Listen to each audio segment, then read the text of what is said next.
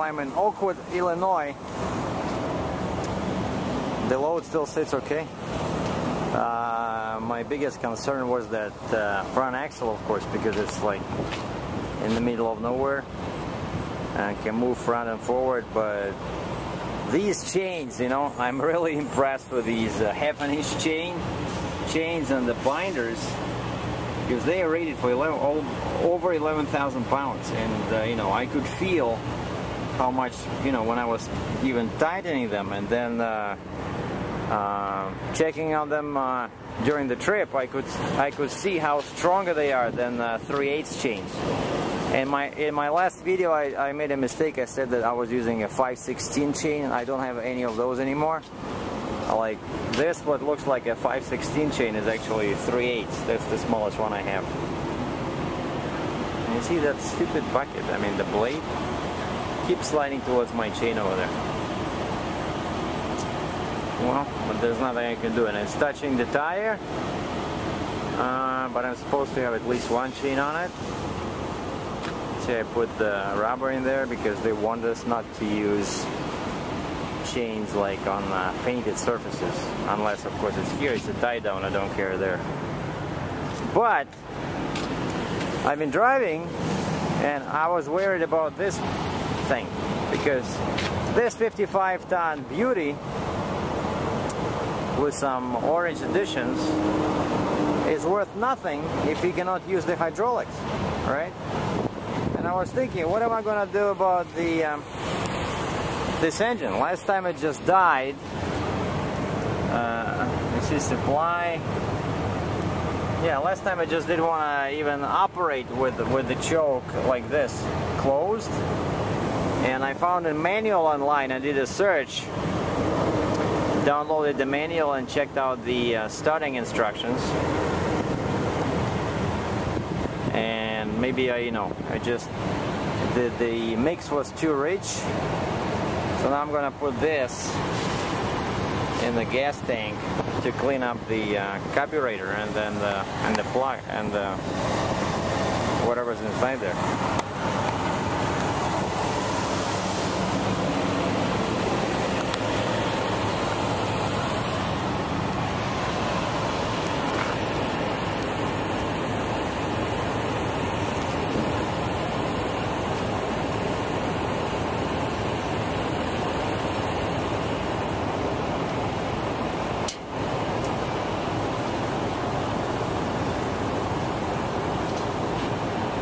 Here everything is covered in soot, which is not good.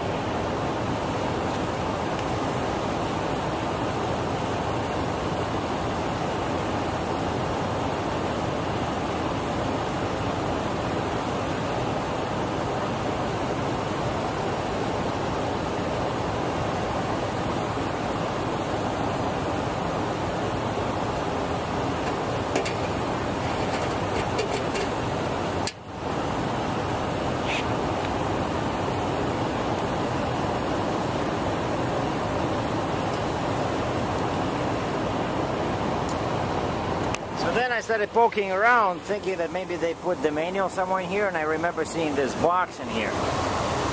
I thought that maybe there was a printed manual in there, but I looked at it, turns out it's a battery. And then I looked at the engine, what else is here? Okay, this is the exhaust.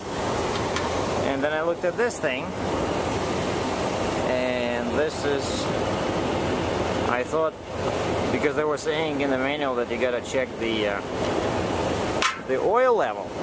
And I'm thinking, what the heck is this thing? But, so that's clearly the air filter. But when I opened it, it did not look like that. Instead, it had this thick, you know, kind of like foam kind of thing on it. And it was all dirty. It was sitting like this, you know, blocking and covering the entire filter. And of course, actually, I can see how the filter is pretty dirty inside. That's what I should do. I should replace the filter. But this thing, I went inside the truck stop and I washed it, and actually even when it's clean, I try to blow through it, nothing comes out on the other side. It's very thick. I don't know why would they put this on top of the filter. It does not make any sense. You know, like in the truck, in the car, you just have this, right? The open filter, because that's where the air is supposed to come in. Like, why would you want to block the filtering element with this stupid thing? I don't know. So that's what I'm doing. I'm gonna see if it will start like this without this thing. I don't like it.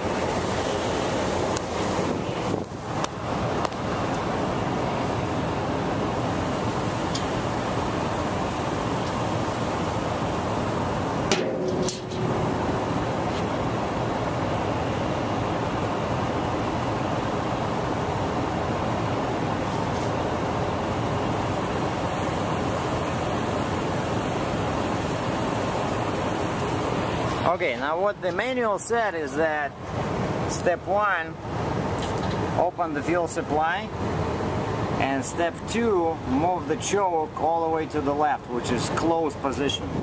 And then the RPM, this thing should be not at the maximum like it was before, but see over there, minimum, but just like 15%.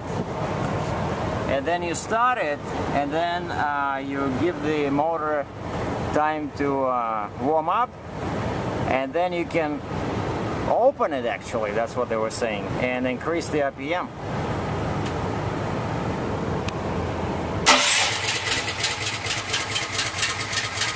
See? Beautiful.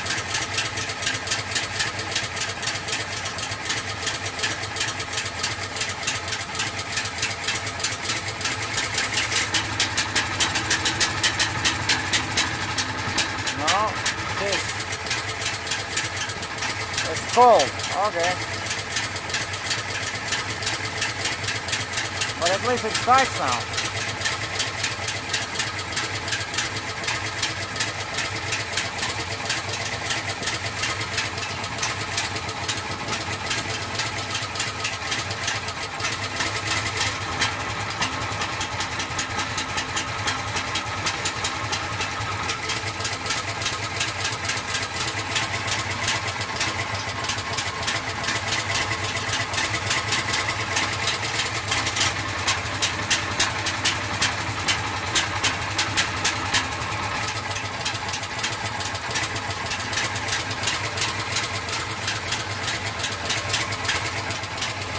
I don't know what's going on here.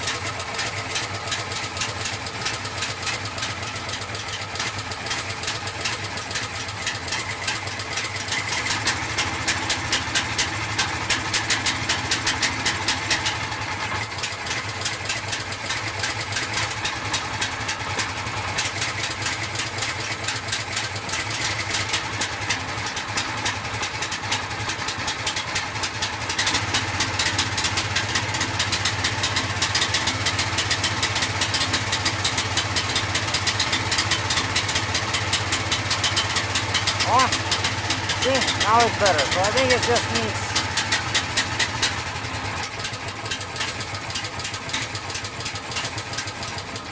I think it just needs time to warm up. That's the thing, and you gotta be careful with this choke. But it has to be a little bit open. I think the guys on that were telling me that, like, of course, it's not supposed to be all the way to the maximum, like it was before, and of course this was all the way to the max. That's not right. So you just open it a little bit.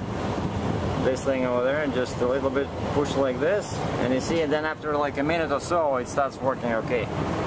Alright, I got it. So basically, yeah, if you see smoke, that means that the motor is still cold and you're supplying too much fuel, right? So you gotta wait till that smoke, like, try and see when that smoke disappears. But yeah, what I was doing, I was operating it constantly at a very high level of fuel. Oh, here's another guy, Trail King.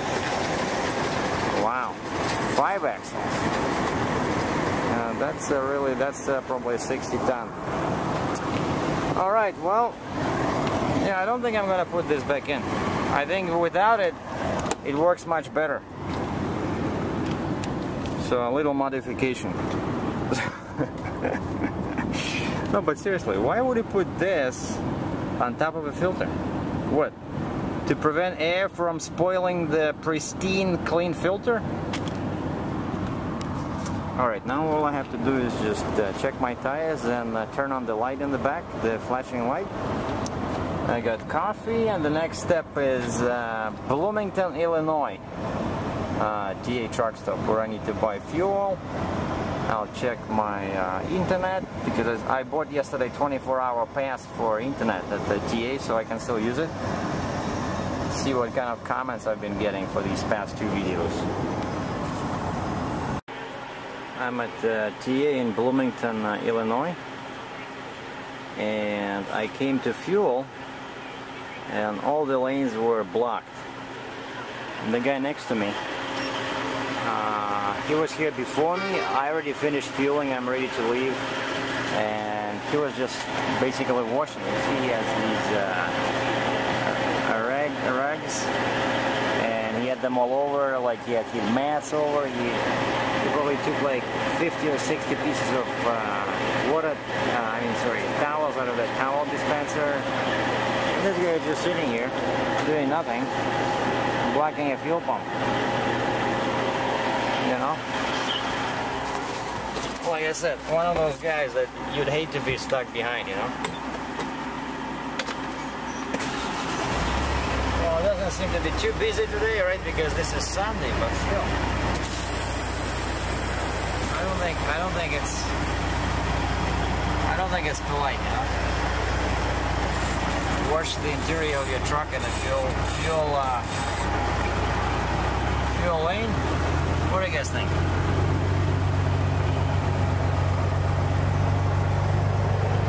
And after this, I'm just gonna go and grab something to eat and basically take a break.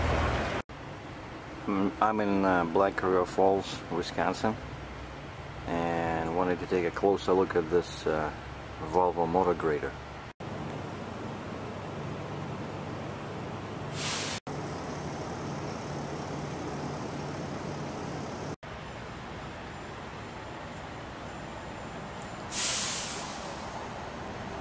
It's a nice looking machine, and the first thing I noticed compared to Caterpillar dozers is that the exhaust is behind the cab, which should give the operator a much better look to the front.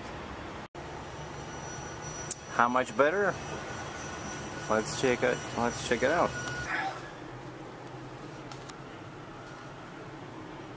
So this is the lots of controls here, lots of glass everywhere. But the seat is a bit on the cheaper side. Now here we have a whole bunch of levers and switches.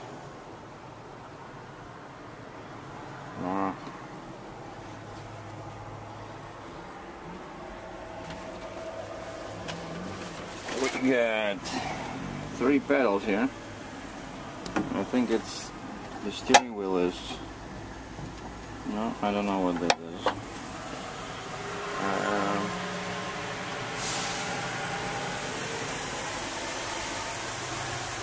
What is that thing? Oh, that's probably the shows you how tilted the machine is, the degrees. Oh yeah, slope meter. Wow. Well, it's sloped now, 4 degrees. And I managed to use it a little bit myself because I needed to raise the blade because it was touching my chain over there. And I started looking at all these controls, and just like with dozers, you know. Oh, look, there's another one over there. Oh, I think that's another slope meter. By the way, yeah, this is the look. That's what you see from the front. Those pieces of metal that hold the headlights look a bit weird, you know, kind of like antennas or mustache on an insect. But speaking of controls, they have a clearly marked sheet here, you know, And I quickly found, based on that, plus all these little pictures in here, I found that I needed this one.